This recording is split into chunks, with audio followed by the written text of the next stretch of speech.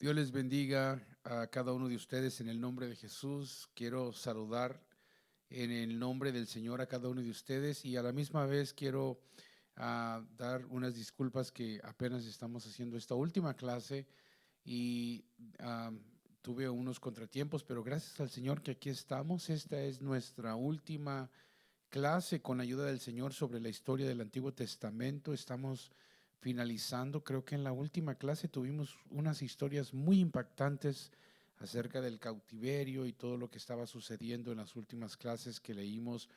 Espero que estos videos y estas enseñanzas sean de grande bendición para usted. Si algún momento le gustaría regresar a volver a verlas, bien lo puedes hacer. Ahí están en el link personal, ahí en el YouTube, para que usted las pueda volver a ver. También están ahí en el Google, para que también las tenga allí. Pero nuestro propósito es que todos podamos aprender juntos sobre la palabra del Señor y a través de la historia del Antiguo Testamento.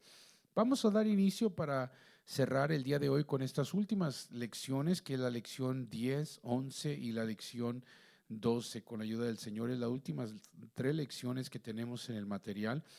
Yo sé que muchas de estas lecciones pueden ser muy largas y pueden ser a veces un poquito para entender, pero no se preocupe, para eso estoy aquí, para servir. Y si en algún momento usted tiene alguna pregunta, duda, comentario, no dude en dejarme saber.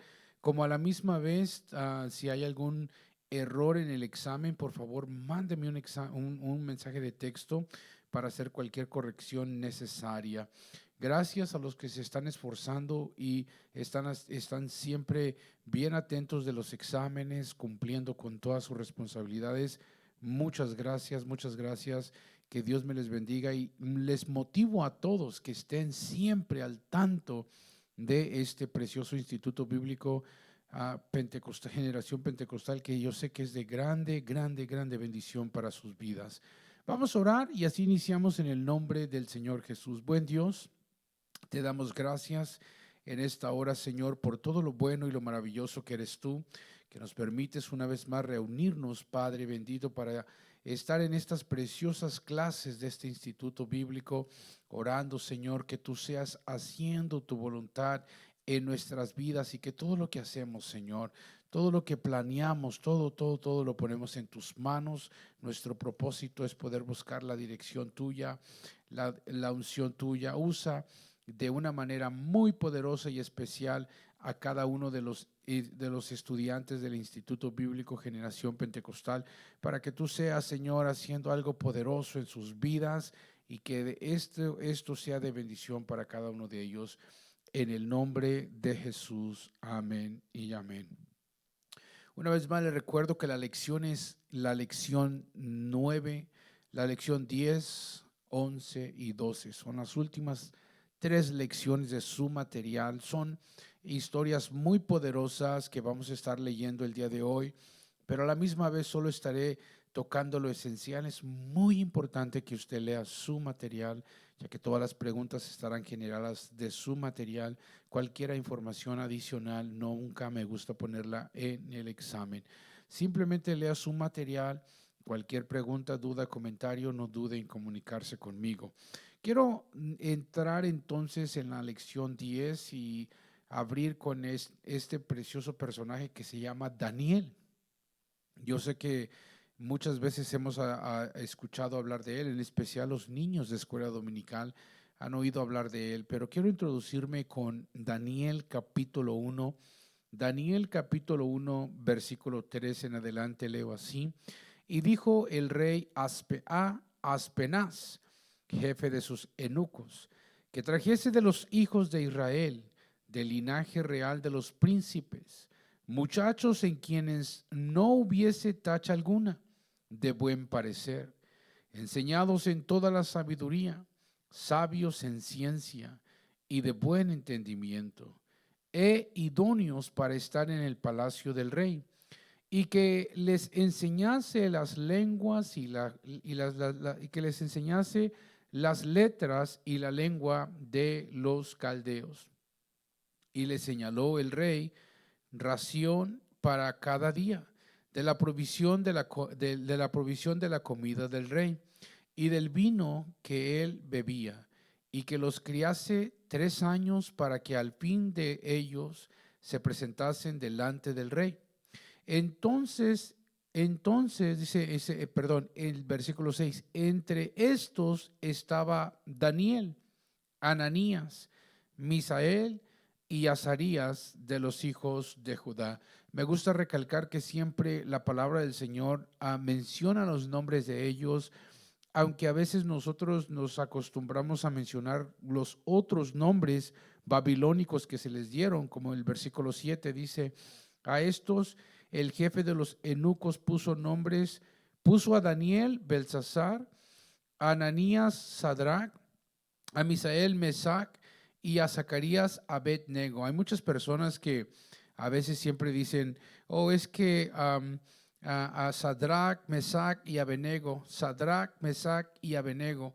Y es que estos 3 muchachos que fueron puestos en el fuego, Sadrach, Mesac y Abed-nego. Y claro que no mencionamos a Belsasar como Daniel, como este es el libro de Daniel, todo el libro está basado en Daniel, pero cuando se trata de la narración, cuando estos jóvenes fueron lanzados al al horno de fuego, siempre mencionamos a Sadrach, Mesac y Abed-nego, pero honestamente esos no son sus nombres. Y el nombre de ellos, el nombre judío de cada uno de ellos tiene un significado muy poderoso. Por esa razón es importante también aprendernos los nombres de ellos, como es Daniel, Ananías, Misael y Azarías. Esos son los nombres bíblicos de ellos, para que mejor entienda. Los otros nombres babilónicos son apodos y en realidad son nombres de deidades o de imágenes o de dioses paganos. Por esa razón, lo digo y lo quiero dejar allí para como una enseñanza. No me gusta relacionarme mucho a estos jóvenes como Sadrach, Mesac y Abed-nego, aunque son nombres muy comunes. En otras palabras, la iglesia los ha aprendido a decir Sadrach, Mesac y Abed-nego, pero en realidad esos no son sus nombres verdaderos. Esa no es su verdadera identidad de ellos. El nombre de ellos es Ananías, Misael y Azarías. Así que pregúntele a un hermano y dígale, hermano, ¿cómo se llaman los jóvenes que entraron en el horno de fuego que Nabucodonosor mandó hacer? ¿Cómo se llaman los nombres de ellos? La mayoría van a decir Sadrach, Mesac y Abed-nego. Versículo 8, y Daniel propuso en su corazón no contaminarse con la porción de la comida del rey, ni con el vino que él bebía. Pidió por tanto al jefe de los eunucos que no se le obligase a contaminarse. Amén. Ahí vamos a dejar la lectura con la ayuda del Señor. Entonces entramos a la lección 10 hablando sobre Daniel. Amén. En realidad nuestra lectura nos lleva hasta el versículo 12 donde sucede algo poderoso, pero quiero introducirme de esta manera. Estimados estudiantes, imagínense por un momento que son arrancados de sus hogares, por un instante. Imagínense que vienen y son totalmente arrancados de sus hogares, despojados de sus nombres, forzados a aprender un idioma extranjero y presionados a adoptar una cultura que contradice directamente todo lo que usted cree. Esta historia dramática o esta introducción dramática fue justamente lo que le sucedió a un joven judío llamado Daniel, que fue arrebatado completamente de su hogar, que fue totalmente arrancado de su tierra y que a la misma vez se le fue o se le mandó a aprender costumbres que él no estaba acostumbrado, que iban en contra de su enseñanza y en contra de su fe. En el contexto histórico y geográfico, para entender un poco más la vida de Daniel, debemos ubicarnos en el siglo 6 antes de Cristo. Tenemos que entender que aquí comenzó toda una tragedia. El imperio babilónico, bajo el mandato del rey Nabucodonosor II, sitia Jerusalén, destruye el templo y lleva cautivo al élite judío al exilio babilónico. El escenario.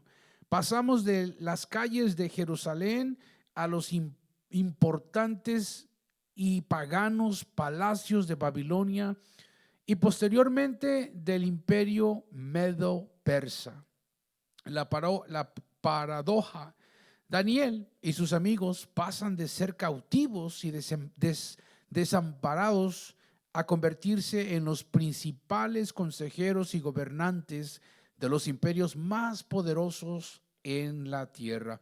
En la lección anterior hablamos, en las últimas lecciones, en la clase anterior, hablamos sobre un poquito sobre estos dos imperios, el imperio de Siria o el imperio de Babilonia y el imperio persa o el imperio persio. El imperio Persia, resumiéndole rapidito, nos dimos cuenta que ese imperio persia es Irán. Irán el día de hoy, y es donde Estados Unidos está peleando esta guerra el día de hoy, pero Irán o lo que fueron los persas, un imperio tan poderoso que simplemente fue usado para poder para que el pueblo de Israel regresara del cautiverio. Sin embargo, el imperio sirio, el imperio babilónico, fue usado para llevar cautivo a la cautividad a Israel, y más adelante miramos que Babilonia lleva cautivo a Judá, el reino de Judá. Mucha historia, lo hemos hablado en todo este semestre. Hablamos sobre los reyes del norte, hablamos sobre los reyes del sur, hablamos que los reyes del norte fueron los primeros que irse cautivos, y después los reyes del sur representan el reino del norte, representa a Israel, los reinos del sur representan a Judá. Toda esa historia tan hermosa, ahí está en los videos, si usted vuelve o le gustaría volver a verlos. Amén. Pero regresemos a Daniel, que fue arrebatado impactantemente de su cultura, de su lengua, de su manera de ser, de su forma de vivir. Daniel fue totalmente arrebatado y llevado cautivo hacia este imperio de la cautividad, amén, en Babilonia. Pero hablemos un poquito sobre el material. Daniel nació en una familia no identificada de la nobleza judía en el tiempo de la reformación de Joasías. Su linaje era de la tribu de Judá y probablemente su ascendencia provino de David. Un nacimiento de noble y un carácter educado son razones por que él fue escogido en la primera deportación.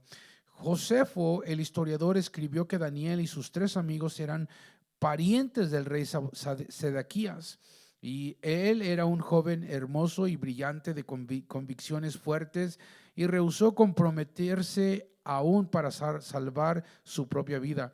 Él era honesto y fiel en todo el tiempo, por la causa de que él era al mismo tiempo, dice, por la causa de que él era al mismo tiempo un estadista y un profeta.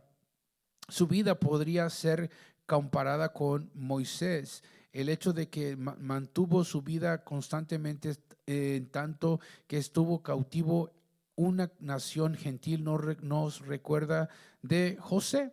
Su nombre significa, acuérdense de esto, el nombre de Daniel significa Dios juzgará. Dan significa juzgar y el significa Dios. Daniel vivió hasta que tenía por lo menos 90 años de edad y vivió durante 60 años en cautividad. El telón en la letra A se nos abre y miramos al hombre llamado Daniel. Y antes de entrar en esa parte de hombre, tenemos que entender que Daniel fue un joven ejemplar. Sí, Josefo dice que viene de un linaje de Sedequías y que está ligado a la élite de Judá, en otras palabras, a la realeza de los reyes. Sobre él corría sangre noble. Pero Daniel, aparte de todo esto, tenemos que entender lo siguiente. Número uno, que era un joven que tenía temor de Dios y que él le exigió a Aspenaz que no se le obligase a contaminarse. Me llama la atención el versículo 8 que dice: y Daniel propuso en su corazón no contaminarse con la porción de la comida del rey.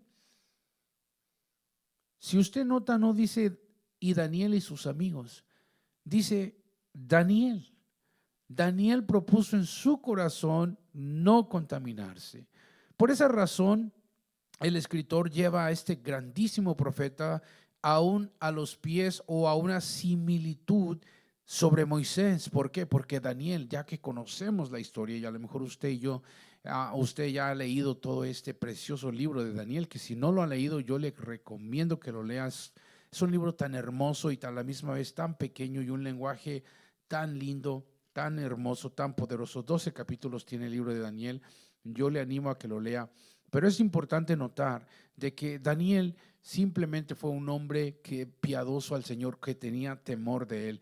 Claro, para mí es uno de los profetas muy poderosos, aparte de Elías, aparte de Moisés. Daniel esconde un poder o una profecías finales muy poderosas. Por esa razón, para mí, aparte de Elías, aparte de Moisés, Daniel es uno de los profetas más fuertes que hubo en el Antiguo Testamento. Y una de las razones que destacamos el nivel de Daniel o sobresale Daniel es porque Daniel es uno de los profetas de la cautividad. Fue uno de los que fue llevado cautivo y a la misma vez fue uno de los que profetizó o de los que pidió al Señor ver qué es lo que iba a suceder con su pueblo cautivo.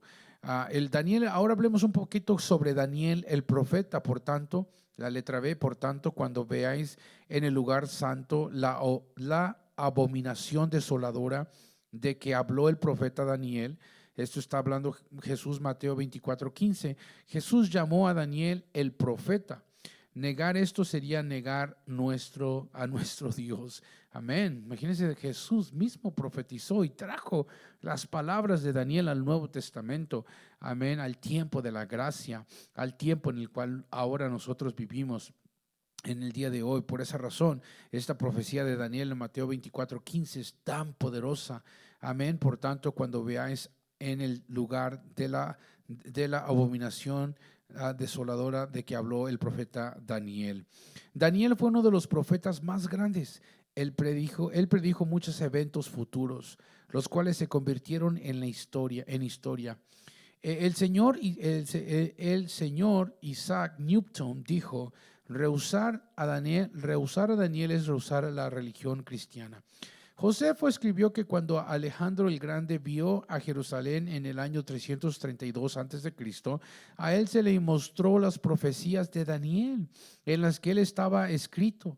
Alejandro se impresionó con esto.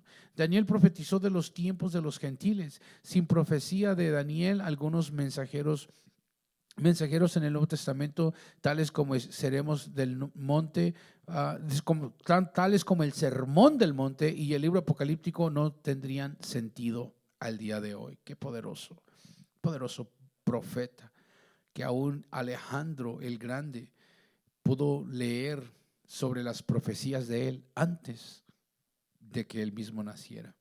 Daniel fue llevado cautivo, con la letra C. Daniel fue llevado cautivo con sus 3 amigos. Fueron seleccionados entre los nobles para llevarlos a Babilonia por Nabucodonosor, al 3er año del reinado de Joacín. Por 3 años Daniel fue instruido en toda la sabiduría de los caldeos. Le fue dado un nuevo nombre, Belsasar. Los nombres de sus 3 amigos fueron también cambiados. Dios, escuche esto, es importante. Daniel, Dios juzgará, o Dios es mi juez, fue cambiado a Belsasar, el que Bel favorece. Y acuérdense que estamos hablando del Bel, son los dioses babilónicos. Ananías, por eso les dije que es muy importante cuidar la identidad de los nombres de estos 3 jóvenes. Ananías, amado de Dios, fue cambiado a Sadrach, iluminado por el Dios del cielo. Misael, quien es como Dios, en Mesac, quien es igual que Venus. Imagínense, ahora Venus, Misael vino a ser Venus. Azarías, el Señor es mi ayuda. En Abednego, el sirviente de Nego. El propósito de estos era apartarlos de la religión de la religión nativa, en otras palabras, quitarles su fe en lo que habían creído. No obstante, cambiaron un nombre, no cambia su carácter, y estos jóvenes fueron fieles a Dios, no con el nuevo apodo que les dieron, y uso esa frase apodo, porque en realidad ellos nunca tomaron esta identidad. Ellos rehusaron tomar esta identidad porque ellos sabían quién era el Dios verdadero. Eso es muy importante para nuestros jóvenes hoy en día, que el mundo les está dando diferentes apodos, los está caracterizando, les está poniendo diferentes labels para ellos, pero ellos tienen que entender su identidad. Muy importante que nuestros jóvenes entiendan su identidad, no importa en dónde estén, si están allá en Europa, si están allá en Asia, donde quiera que estén, ellos tienen que entender que son hijos de Jesucristo. Continuamos leyendo, dice así: esto significa que ellos no tendrían hijos para llevar sus nombres. La primera gran prueba de Daniel vino rápidamente. Les establecen ofreciendo comida.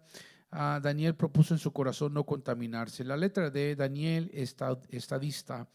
El sueño que Dios dio a Nabucodonosor en segundo año de su reinado fue extremadamente importante. Este fue el principio de Daniel en Babilonia, ya que Daniel fue el que interpretó este sueño. Ahora, Daniel, el héroe, indudablemente el escritor de la epístola a los hebreos se refirió a él en Hebreos 11:33. Taparon bocas de leones. Cuando Hebreos trae esto, nos está relacionando a Daniel, que fue una de las personas que tapó bocas de leones. Era hábito de Daniel orar 3 veces en el día, con sus ventanas abiertas hacia Jerusalén. Cuando se dio el decreto de que él sería echado a los leones si él pidiera de otra fuera del rey Darío. El valor de Daniel y devoción fiel fue claramente develada. Daniel oró como antes, su oración no cambió. Usted conoce esta historia y la mayoría de nuestros niños de escuela dominical la conocen. Voy a hacer una pausa aquí porque muchas veces hay muchos cristianos, muchos hermanos que se han entregado a Jesucristo de una edad más adulta. Gloria a Dios por eso. Pero que es muy interesante que los enviemos de regreso a escuela dominical para que ellos aprendan el valor de estas historias tan poderosas, que no dejemos de contarlas, ni de narrarlas a nuestros hijos. Estas historias poderosas de Daniel en el foso de los leones, de David peleando con Goliat, de José en el tierra de Egipto, de Moisés abriendo el mar. Todas estas historias tan poderosas quedan sembradas en el corazón de los niños, y es muy importante que volvamos otra vez a narrar estas historias y volver a aprenderlas. No importa si usted ya es un adulto de 40, de 50, de 60 años, usted necesita que aprender el poder que hay en estas historias, porque no solamente es que podemos decirlos fácilmente, es que Daniel cerró bocas. No, Daniel no cerró la boca de ningún león, sino fue la oración. 3 veces al día oraba Daniel. El Dios de Daniel fue el que lo libró, como también libró a sus amigos del horno de fuego. Daniel, el siervo de Dios. Dice, el 9º capítulo de su profecía es uno de los más grandes capítulos de la Biblia. Dice, aquí encontramos que Daniel buscaba a Dios en oración, súplicas, ayuno, silicio y ceniza. Cuando él oraba, este hombre espiritual examinó su corazón y confesó sus pecados. En contestación a su oración, Dios envió a Gabriel con la respuesta concerniente al futuro del pueblo de Daniel. Junto con las respuestas, Gabriel dijo a Daniel: tú eres muy amado. Qué poderosas palabras. Señor manda a uno de los ángeles más poderosos, Gabriel, que podemos encontrar más adelante, que Gabriel también aparece en el Nuevo Testamento, pero Gabriel es enviado y Daniel recibe unas palabras tan poderosas del cielo, directamente de la voz de Dios: tú eres muy amado o muy favorecido. Ciertamente Daniel tuvo un lugar especial en el corazón de Dios. fue muy, muy, muy amado por Dios. Esas palabras nos llevan a lo que dijo el ángel también, y si no estoy equivocado fue Gabriel, que se le aparece y también tiene ese encuentro María con él, con ella, y también usa esas palabras: tú eres muy favorecida. ¿Por qué? Porque esos son privilegios de Dios. Imagínese que el Señor le diga el día de hoy: tú eres muy amado, y ha enviado un ángel para que le diga esas palabras. Dios es bueno, amén. No puedo cerrar la historia de Daniel sin antes más agregar las profecías venideras. Yo creo que hay muchas personas que han preguntado, y aquí hay una sección que no menciona el material, pero es una información que le traigo un poquito más extensa sobre lo que son las 60 semanas de Daniel. Muchos hablan de ellas, muchos cuentan de ellas. Yo se las resumo en un minuto. Daniel recibió un reloj, y en ese reloj es como si fuese un reloj de Dios en el cual habían semanas profetizadas. Cada semana representaban encuentros o claves específicas en la historia, pero hay un tiempo en el cual ya para pegar al último minuto, ese reloj se detuvo.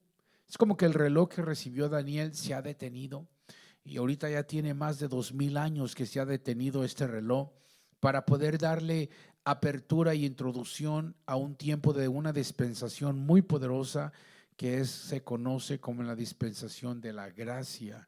Aquí es donde usted y yo estamos viviendo, porque acuérdense que Daniel oró por su pueblo, dándonos a entender que estaba orando por el pueblo judío, por la nación judía, por el pueblo que Dios había escogido, por Abraham, Isaac e Israel.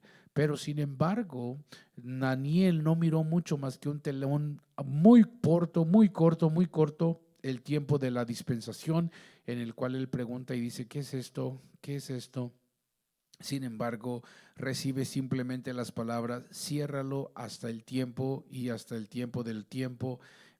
Esta es una introducción a lo que son las profecías venideras. Daniel, como ya lo leímos en el material, tanto el Sermón del Monte como también el libro de Apocalipsis, no tiene mucho sentido si no es por Daniel. Así que Daniel fue un personaje muy, muy importante en la historia bíblica y en el Antiguo Testamento, porque Daniel es uno de los profetas más poderosos, y voy a usar esa palabra poderosos, porque aún Jesús habla sobre la profecía de Daniel y declara que Daniel es un profeta. Así que Daniel es una persona de admirar, un profeta muy, muy fuerte, muy grande, ya que la razón que lo hace Daniel muy fuerte, y es de su tiempo de consagración con Dios, lo llevó a encontrar misterios o no misterios, profecías del futuro. Amén.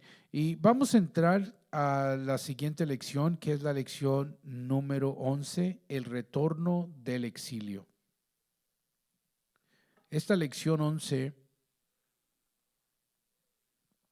del retorno del exilio es una de las lecciones más poderosas que encontramos también, hablando sobre, ahora aquí miramos que el pueblo del Señor ahora regresa del exilio, el retorno del exilio. Imagínese, entrando a la lección número 11, imagínese 70 años de silicio, 70 años cantando canciones de lamento junto a los ríos de Babilonia, con las arpas colgadas en los sauces. Toda una generación creció pensando que el templo destruido y la ciudad en ruinas eran el fin de la historia. Toda esta generación creció de esta manera. Imagínense a los que ya eran más mayores, que no llegaron a ver el regreso del exilio. Estos murieron con un corazón amargado, por decirlo así, porque los salmistas dicen que esos 70 años cantaban canciones de lamento junto a los ríos de Babilonia, con las arpas colgadas en los sauces. Toda una generación que creció pensando, o que murió pensando, que el templo destruido y la ciudad en ruinas era el fin de la historia. Pero de repente, Un rey pagano toma, toma un pergamino y o promulga un decreto que nadie esperaba. Dios no se había olvidado, las tumbas de la esperanza se abren. Hoy vamos a estudiar un poquito sobre el retorno del exilio, el momento dice, en el momento donde Dios demuestra su fidelidad, es en el momento en el cual Dios demuestra que su fidelidad es más grande que nuestro peor fracaso. Dios demuestra que su fidelidad, la fidelidad de Dios, es más grande que nuestro peor fracaso. Y para entrar en la lección número 11, tenemos que comenzar a hablar sobre la letra A, la duración del templo o del tiempo profético. En otras palabras, estos ya lo habíamos leído en la última lección, cuando ellos ya estaban a punto de ser llevados cautivos. Ahora Daniel nos abrió un telón en el cual miramos ya el pueblo en cautiverio y lo que estaba sucediendo en aquel lugar. Pero en esta otra lección, en la lección 11, vamos a hablar sobre el retorno del cautiverio o del exilio. Primeramente tenemos que hablar la profecía de Jeremías 29:10, porque así dijo Jehová: cuando en Babilonia se cumplan los 60 años, yo os visitaré y despertaré sobre vosotros mi buena palabra para hacerlos volver a este lugar. El profeta Jeremías había profetizado con exactitud el tiempo de la cautividad. Fue esta profecía de Jeremías que causó que Daniel buscara a Dios en oración y ayuno, como dice Daniel capítulo 9. Parece que Daniel pudo haber influenciado grandemente al rey Ciro en su decreto. El rey Ciro, el documento proclamado una nueva era para los judíos no vino de un gobernador o profeta judío, sino del decreto de un rey gentil. Ciro el Grande capturó a Babilonia aproximadamente en el año 538 antes de Cristo. Él era un descendiente de una antigua familia persia de descendencia soberana. Fue un conquistador brillante y se convirtió en el gobernador del imperio más grande en la historia hasta aquel tiempo. Ciro era un noble de carácter, era prudente, modesto y de convicción religiosa. Se consideró a él mismo como un libertador e instruyó un sistema de repatriación para el pueblo cautivo. Los hebreos fueron animados a regresar a su patria y reconstruir el templo. El edicto de Ciro en Esdras 1 del 1 al 4 fue dado en el primer año de su reinado. Los términos principales de este edicto pueden establecerse de la siguiente manera. Número 1, el templo de Jerusalén tenía que ser reconstruido. Este es el edicto de Ciro. Número 2, el costo tenía que venir desde el mismo tesoro de Ciro. Número 3, habían ciertas especificaciones que tenían que ser observadas en la edificación del templo. Número 4, todos los judíos que desearon hacerlo podían retornar. Los judíos que quisieran quedarse en Babilonia tenían que ayudar con la construcción financiera. Número 6, los utensilios de oro y plata que fueron tomados por Nabucodonosor fueron regresados a Jerusalén. Esto es lo que miramos, lo que hace un rey pagano cuando es el tiempo de Dios. Y me encantó que el material dice que Daniel influyó mucho, porque Daniel estaba al tanto de la profecía de Jeremías y por alguna razón Daniel estaba orando, pidiéndole al Señor que ya el tiempo se estaba cumpliendo y la hora estaba cerca para que el pueblo regresara. Y fue el Señor que puso en el corazón de Ciro para que todo esto sucediera. Entonces se levanta un personaje muy poderoso en la historia de este retorno del exilio. Su nombre es Zorobabel, la letra C. El primer retorno aconteció poco después de este edicto de Ciro. La primera migración fue bajo el liderazgo del sacerdote llamado un príncipe de Judá. ¿Okay? Otros liderazgos fueron Zorobabel y Josué, el sumo sacerdote.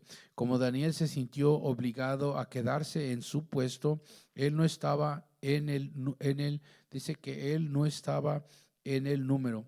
Dice, es necesario, es indicado en Esdras capítulo 2 que el número en el primer migración era de 42,360 con 7,337 sirvientes, casi un total de 50,000 personas que emigraron de regreso a Jerusalén. Como la mayoría eran de la tribu de Judá, fueron conocidos como judíos. La mayoría de los cautivos, no obstante, se quedaron en Caldea, Persia y Media. Y el viaje de 1,170 kilómetros duró 4 meses. Un año después se inició la reconstrucción del templo. Este trabajo estaba bajo la dirección de Zorobabel y Josué. Primero eligieron el altar y poco después se observó la fiesta de los tabernáculos. Entonces iniciaron el trabajo en la edificación del templo, instalaron la función y luego celebraron. Algunos lloraban cuando recordaron la gloria del primer templo y comprendieron que este templo no se puede comparar al primero.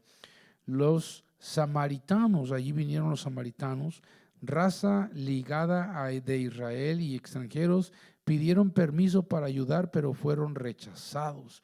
Cuando ellos no se les permitió unirse con la construcción, presentaron mucha oposición.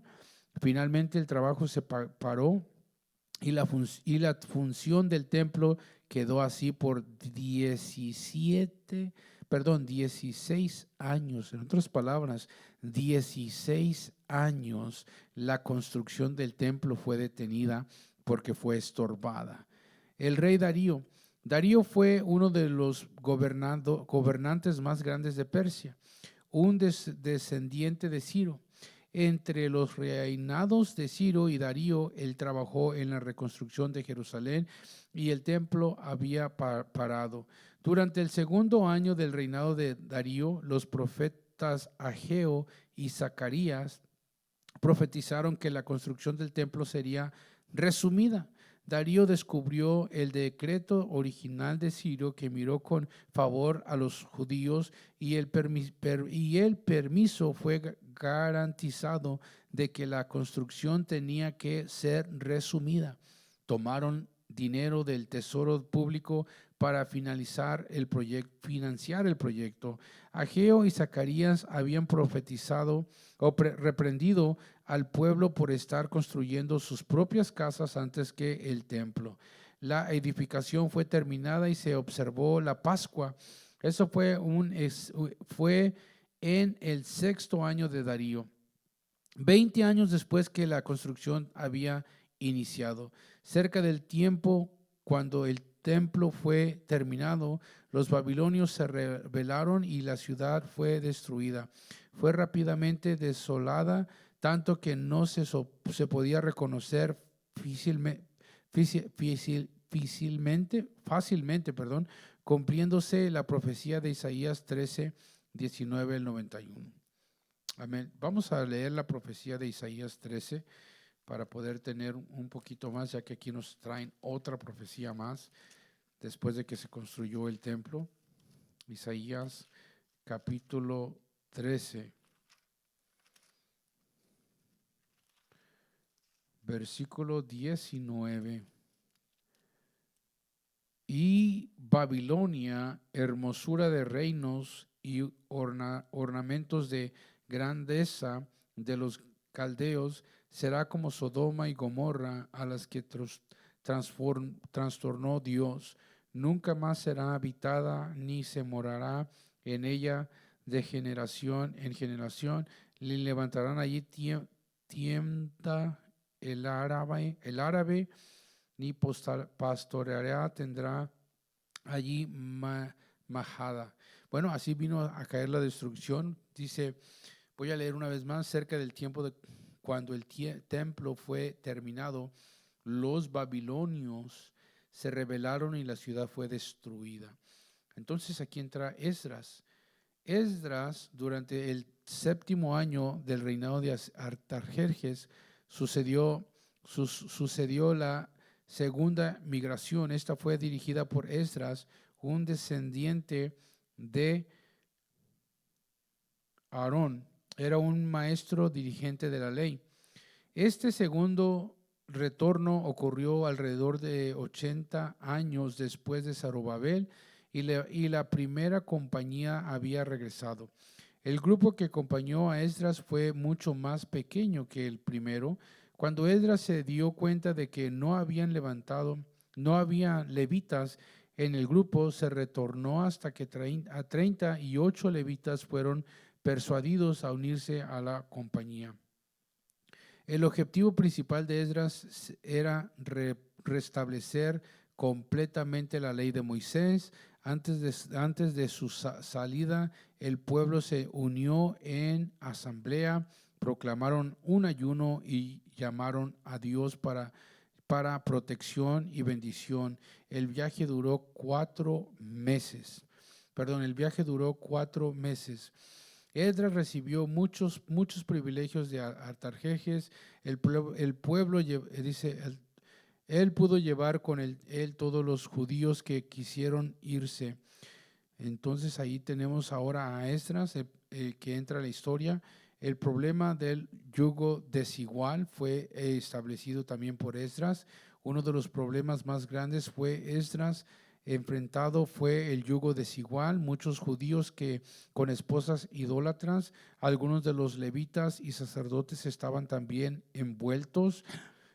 Cuando a Esdras le fue comunicado esto, regresó, rasgó sus vestidos y jaló sus cabellos. Él ofreció una oración de confesión. El pueblo estaba grandemente compungido. Fue decidido que los matrimonios con extranjeros fueran invalidados. Prepararon los detalles de cómo esta tarea difícil sería resuelta. Cada caso fue juzgado uno por uno. Tal separación causó mucha angustia, pero el trabajo fue completado en 3 meses. Ese es un dolor tan grande porque aquí tuvieron que separar a las familias que estaban casados con el yugo desigual. Entramos a la última lección, que es la lección número 12, y vamos a hablar de un personaje llamado Nehemías. Esta última lección es la lección número 11 y vamos a entrar a hablar sobre Nehemías. Imagínense recibir una noticia que destruye por completo su mundo, el lugar donde crecieron o la comunidad en que aman. Ruinas, fuego, vergüenza y desprotección. ¿Qué haría? La mayoría de las personas que se quejan, critican en redes sociales o simplemente se lamentan. Pero hoy vamos a estudiar por unos minutos a un hombre que no era un predicador, ni un profeta, ni un sacerdote. Era un laico, un empleado de confianza en el palacio pagano más poderoso de la tierra. Su nombre, Nehemías. Nehemías nos enseña cómo Dios transforma las lágrimas de un corazón que sufre en un plan de acción radical. Esta no es solo la historia de cómo se levantaron murallas de piedra en 52 días. Es el manual divino de cómo Dios usa a personas ordinarias para reconstruir vidas, ministerios y ciudades destruidas.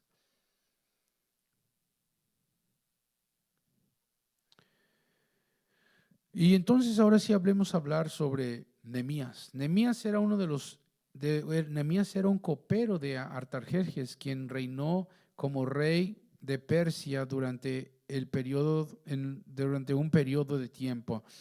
Nehemías era un oficial de confianza. No sabemos mucho de él, excepto del libro que llevó su nombre. Nehemías era un hombre de oración, decisiones y perseverancia. Uno de los hermanos de Nehemías, Anaí, trajo palabra de la condición arruinada de Jerusalén. Indudablemente, Anaí creía que Nehemías podía ayudar porque se necesitaba autoridad del rey para sobrepasar la oposición local. Esdras había estado en Jerusalén por 3 años, pero él estaba principalmente ocupado como sacerdote enseñando al pueblo. A Nehemías le sobrevino una gran tristeza e inmediatamente se fue a orar. Se quedó 4 meses orando antes de hacer saber al rey de su deseo. Esperó por la oportunidad correcta para acercarse al rey en la primavera de aproximadamente el año 444 a.C. Vino la oportunidad. Artajerjes notó la tristeza de Nehemías e inquirió la razón. Nehemías le contó de la condición de Jerusalén y le pidió su permiso para ir a ayudar. El rey no solo le contestó, sino que también asignó soldados para que acompañaran a Nehemías. Aquí entra la tercera migración.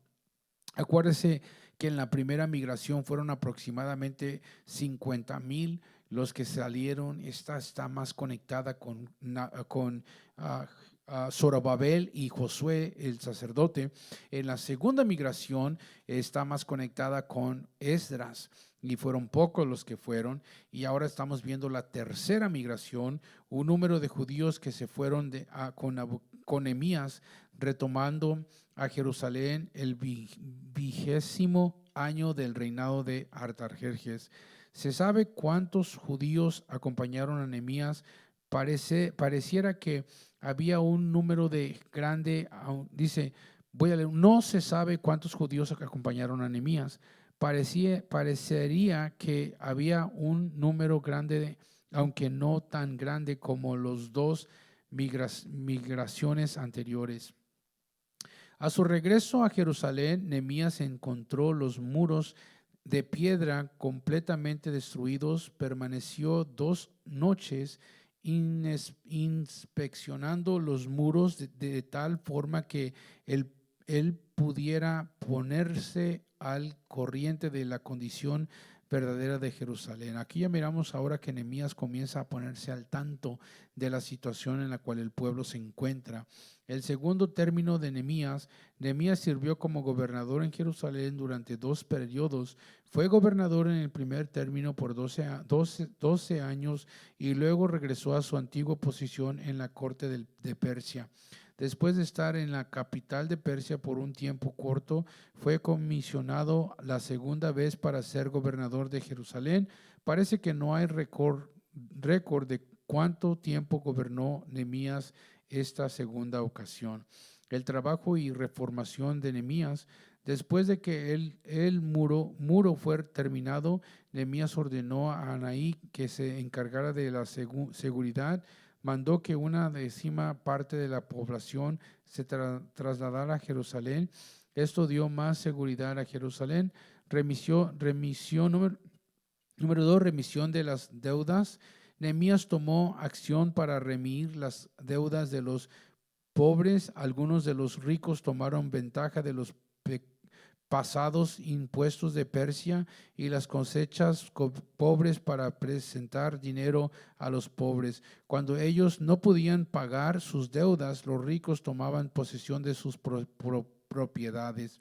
Leyendo la ley de Dios, Nehemías anunció al pueblo para que se reuniesen a oír la lectura de la palabra de Dios. Esta fue leída por Esdras. La fiesta solemne de los tabernáculos fue mantenida seguida por una confesión pública del pecado. Un pacto que guardarían y cumplirían la ley de Dios fue firmado por Nehemías y los líderes. Dedicación del muro. El muro fue dedicado formalmente. El muro fue dedicado tomando 2 procesos y marcharon directamente opuestos en todo el derredor. Número 5, recolección de los diezmos. Número 6, guardanes del sábado. Número 7, el fin de los yugos desiguales. Otra vez Nehemías trae este mismo caso a la atención como Esdras lo hizo. No obstante los esfuerzos de Esdras, el pecado del yugo desigual aún existía. Nehemías limpió de todo extranjero a los sacerdotes y levitas que contaminaron el pueblo del sacerdocio. El Antiguo Testamento concluye con Nehemías y vamos a leer esa última parte que es la letra F para concluir el día de hoy. Dice así: la época de Nehemías era 17, la época de Nehemías era de 17 siglos después de Abraham. El Antiguo Testamento no tiene un récord más histórico después de Nehemías. Ahora existen 400 años de silencio hasta el tiempo de Cristo. El Antiguo Testamento se cierra durante el periodo de tiempo que el imperio de Persia gobernó el Medio Oriente. Los esfuerzos de los reyes de Persia por conquistar a Grecia fueron en vano. Al fin, Alejandro el Grande apareció.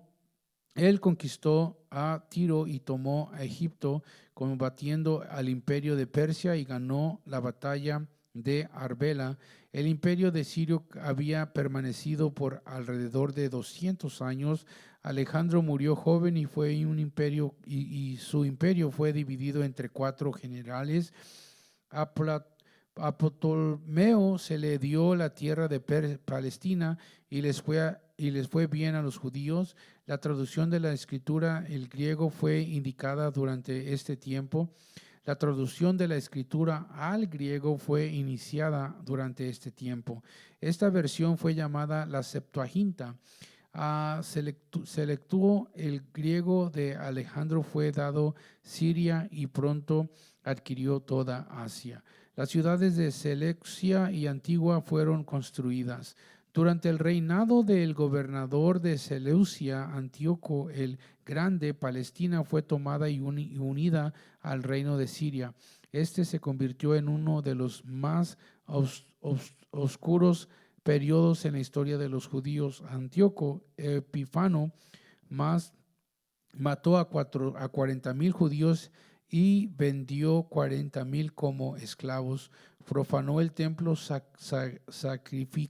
sacrificando una cerda en el altar. Más tarde hizo una matanza terrible y demolió la ciudad y su muro. Por un periodo de tiempo hubo una liberación gloriosa que vino con los macabeos. Esto permaneció por alrededor de 100 años antes de Palestina fuera conquistada por los romanos, quienes estaban en el poder cuando Jesús nació.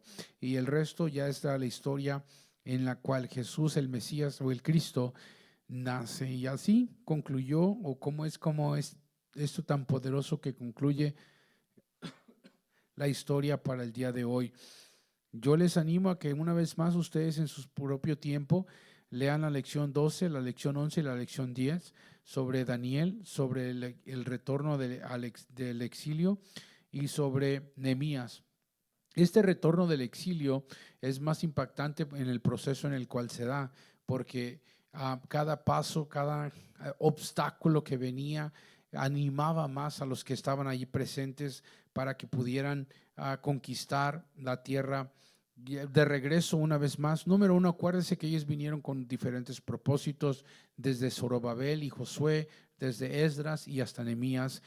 Zorobabel y Josué fueron los primeros que regresaron y comenzaron a reconstruir el templo, pero no pudieron reconstruir los muros en Jerusalén. Después llegan Esdras, que en realidad Esdras es como un líder más espiritual. Él, aparte de la construcción, él se dedicó a reconstruir el campo espiritual, el campo de teología de Dios, de enseñanza de Dios.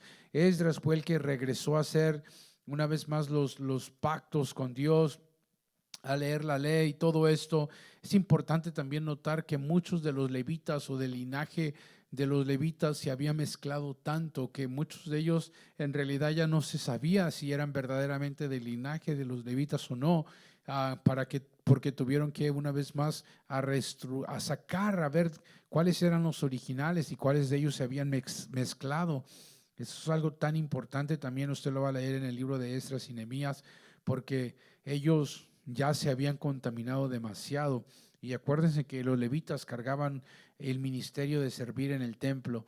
También encontramos después a Nehemías, que él ya viene con el último propósito y él se enfoca en los muros, y él también una persona política que pudo ayudar como gobernador en Jerusalén por varios años. Así que todo esto es lo que sucede en el capítulo 10, desde Daniel, un profeta poderoso, hasta ahora todo el regreso del exilio, hasta cerrar el Antiguo Testamento con Nehemías, aunque en nuestro canon de las Escrituras encontramos que Malaquías es el último libro en el Antiguo Testamento, pero básicamente la historia nos está diciendo que Nehemías ya no llega hasta ahí, hasta la conclusión, pues básicamente se va hasta el tiempo en el cual los romanos comienzan a conquistar a Jerusalén. En ese mismo tiempo de la conquista de los romanos es cuando nace Cristo. Amén, es cuando nace el Mesías. Así que todo esto es parte de la historia y es un resumen de ella nomás.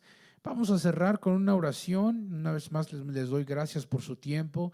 Que Dios me les bendiga mucho, mucho más. Si nos vemos, si no nos saludamos, por favor no duden de tenerme y saludarme. Yo que muchos de los videos lo hemos hecho por videos y no presencialmente. Entonces muchos de ustedes no los he conocido al 100%, pero sí los llevo en mis oraciones y le pido que el Señor sea dirigiendo el propósito por el cual usted está en este instituto bíblico. La palabra del Señor no es en vano. Esta semilla va a caer en buena tierra y va a producir muchos frutos en el nombre de Jesús. De todos modos, cualquier duda, comentario sobre las Escrituras, sobre la historia del Antiguo Testamento, no duden en comunicarse con su servidor. Vamos a hacer una oración y así vamos a cerrar el día de hoy. Buen Dios, te doy gracias por todo lo bueno y lo maravilloso que eres tú, por permitirnos estar en la historia del Antiguo Testamento todo este semestre. Gracias por cada uno de los estudiantes que estuvieron conectándose a sus grabaciones, a sus tareas, a sus propósitos, a sus exámenes, todo lo que ellos están haciendo, Señor. Por más grande o por más mínimo, tú lo miras con un ojos de amor, que tú seas recompensándoles grandemente el esfuerzo que ellos hacen para estar al tanto de este instituto, bendiciendo también a nuestro director y a todos los que toman parte de este instituto como maestros y secretarios. En el nombre precioso de Jesús te doy gracias. Amén, amén y amén. Que el Señor Jesucristo me les bendiga. Una vez más, gracias por su tiempo. Bendiciones.